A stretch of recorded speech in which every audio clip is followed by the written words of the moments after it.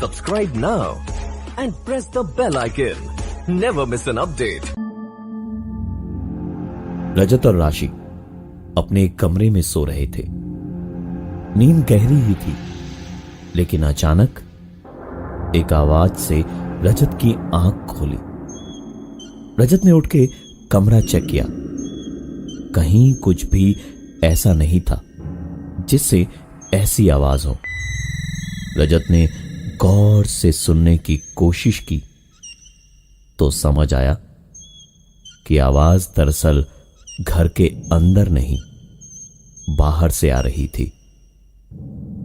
खिड़की से बाहर झांक के देखा तो गार्डन में लगा झूला ही एक ऐसी चीज थी जिससे ये आवाज आ सकती थी, लेकिन वो भी बिल्कुल पसरे हुए सन्नाटे जैसा ठहरा हुआ था और आवाज भी अचानक से आते आते थम गई थी। रजत ने थोड़ी देर और देखा और फिर सोने को लेटा, लेकिन ज्यादा देर नहीं, क्योंकि कुछ ही देर में दोबारा वही आवाज उसे सुनाई देने लगी। रजत उठा और उठकर खिड़की के बाहर देखने की बजाय इस बार सीधा नीचे उतर के बाहर ही निकल पड़ा और दरवाजे से निकलकर उसने देखा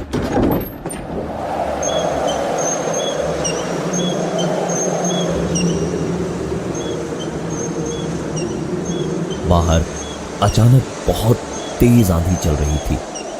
पेड़ पौधे पत्तियों की सरसराहट बहुत तेज थी।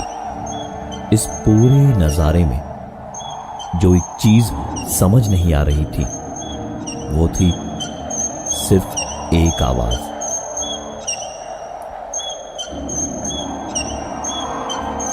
झूला अभी तक वैसे का वैसे ही ठहरा हुआ था, लेकिन आवाज ऐसी थी जैसे कोई उस झूले पर झूल रहा हो।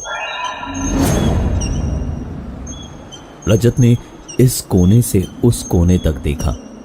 आंधी जब और तेज हो गई तो उसने अंदर वापस जाना ही बेहतर समझा। दरवाजा बंद किया तो जैसे आंधी की आवाज हल्की हल्की दबते गई, पर अभी भी समझ आ रहा था कि बाहर कैसा कोहराम मचा हुआ था। वापस अपने कमरे में पहुंचा ही था कि अचानक आंधी तूफान की सारी आवाजें बंद पड़ गई, लेकिन आती रही तो सिर्फ एक आवाज। माजरा क्या है, ये देखने को जैसे ही रजत खिड़की पर पहुंचा तो बाहर झूले की ओर देखकर रजत को जिंदगी में पहली बार एक ऐसा एहसास हुआ जैसे वो इंसान नहीं, कोई भारी पत्थर है। अपनी जगह से हिलना या कुछ कहना भी दूर की बात थी, क्योंकि बाहर झूले को एक 75 या 80 साल की बूढ़ी औरत तेजी से झुलाए जा रही थी। रजत ने अपनी आंखें मलते हुए दोबारा जब उस तरफ देखा तो वो बूढ़ी औरत झूले पर खड़ी होके जोर जोर से झूल रही थी और खिड़की के इस तरफ खड़े रजत को देख देख के मुस्कुरा रही थी। पूरे माहौल में सिर्फ झूले की आवाज और रह रहकर उस बूढ़ी औरत की एक हल्की सी हंसी की आवाज थी।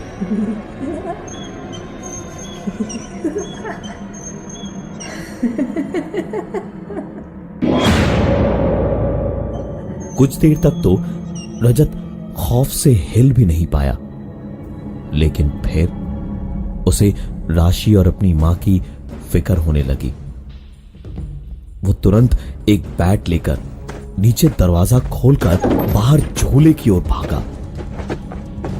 उसे देख के जैसे उस हंसती हुई बूढ़ी औरत के पैरों में बिजली दौड़ गई थी। वो तुरंत झूले से कूदकर वहां से चीखती हुई भागी और मकान की तकरीबन 10 फुट ऊंची 4 दीवारी को ऐसे फांद गई जैसे वो कोई इंसान नहीं बल्कि जानवर हो।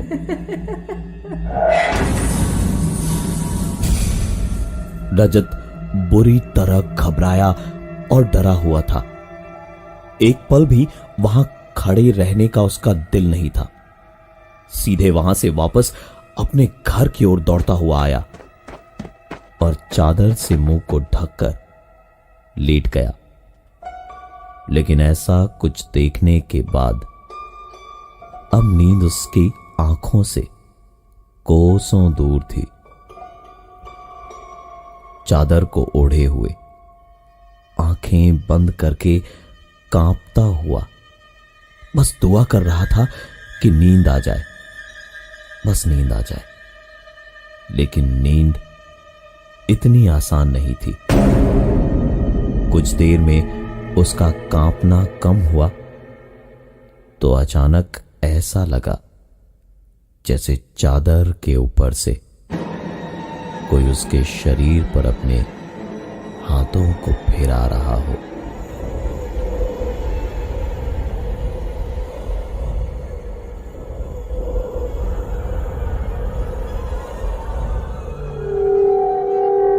एक बार फिर से उसकी सांसें थर्राने लगी, हाथ बुरी तरह कांपने लगे और आंखों में डर के आंसू आने लगे। और इसी डर से हारते हुए आहिस्ते आहिस्ते रजत ने चादर अपने चेहरे से हटाई तो बर्फ सी ठंडी सांसें उसके चेहरे पर फेंक दी। वही बूढ़ी औरत रजत की आंखों से सिर्फ 2 इंच की दूरी से उसे देखकर जोर से चीखी।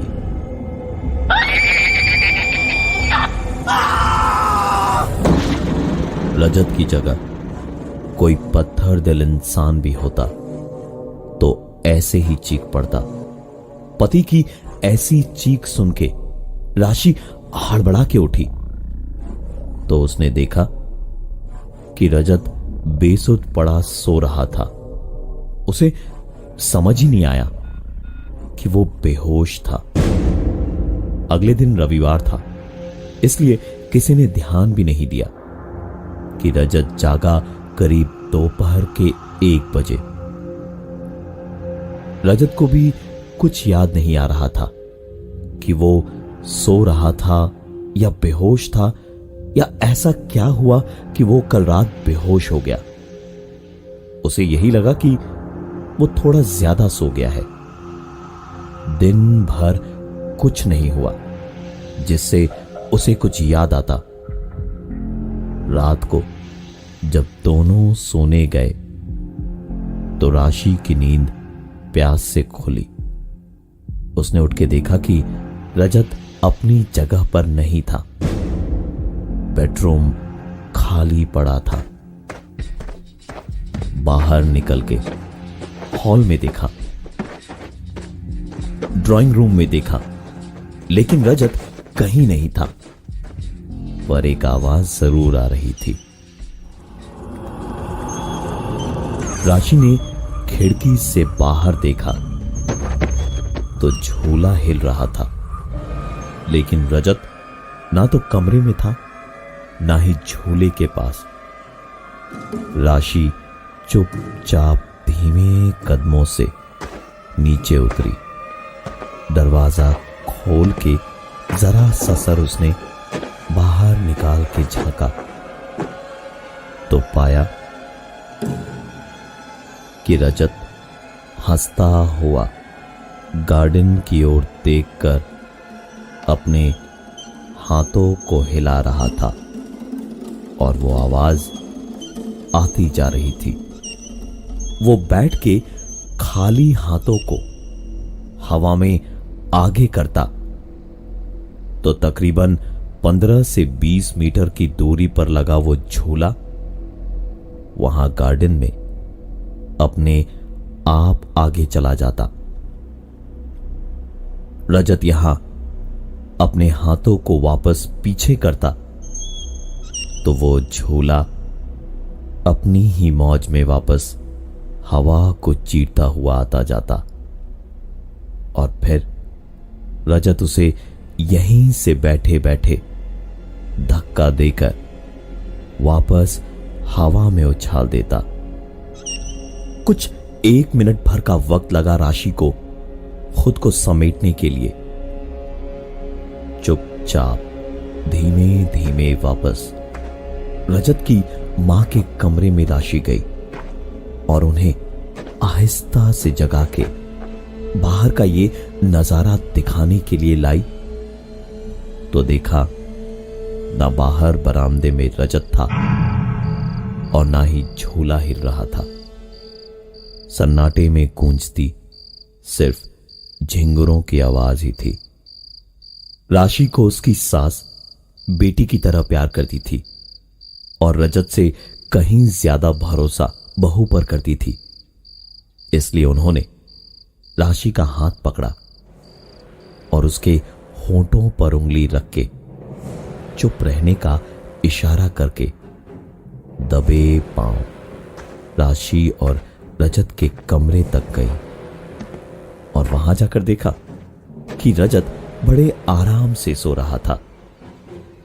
उन्होंने कुछ कहा नहीं और इशारे से ही कहा कि उसने शायद कोई डरावना सपना देखा होगा, लेकिन राशि जानती थी कि ये कोई सपना नहीं था। आज की रात राशि अड़ गई कि वो इस कमरे में नहीं सो सकती, वो उन्हीं के साथ सोएगी। सास ने भी देखा कि राशि बेहद डरी हुई थी, इसलिए कुछ बोली नहीं और उसे ले गई अपने कमरे में अपने साथ। कुछ देर तक तो राशि को नींद नहीं आई, लेकिन उसके बाद जैसे ही वो गहरी नींद में सोई, उसे ऐसा लगा जैसे कोई उसे पुकार रहा था। राशि, राशि, राशि, उठो राशि, राशि, उठो ना। राशि ने आंखें खोली तो सांसें हलक में अटक कर रह गईं। दम ऐसा घुटा जैसे लगा कि शायद सर के अंदर की नसें फट जाएंगी, क्योंकि उसके ठीक सामने दरवाजे को हल्का सा खोले अंदर झांकती हुई एक 75 या 80 साल की बूढ़ी औरत, बिखरे बाल और पूरी सफेद आंखें लिए हल्की हल्की आवाज में एक डरावनी हंसी हंस रही थी।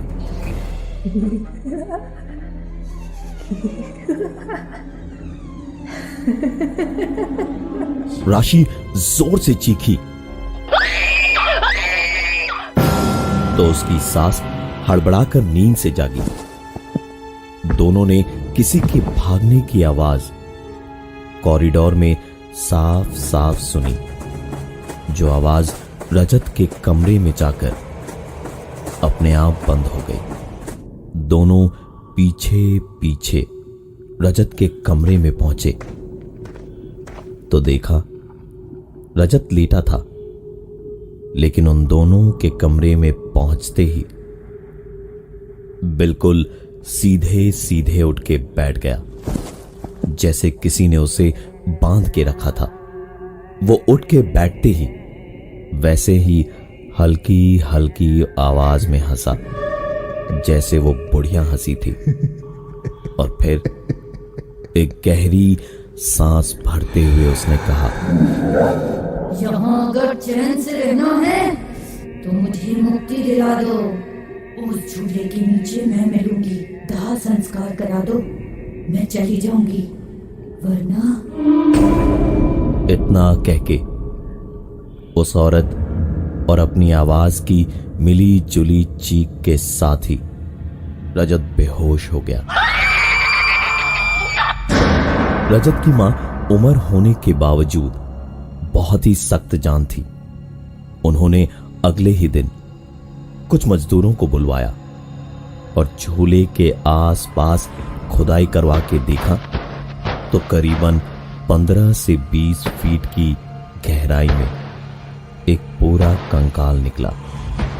घर की नींव की खुदाई के लिए तो देखा था, लेकिन गार्डन में खुदाई हुई ही नहीं थी, इसलिए यह कंकाल किसी के हाथ नहीं लगा। जब इस घर को बनाया जा रहा था, उस कंकाल का दाह संस्कार करवाया गया और फिर काफी पूछताछ करने पर पता चला कि ये पूरी जमीन और यहां पहले जो पुराना टूटा फूटा मकान था, उस जायदाद की कीमत काफी थी।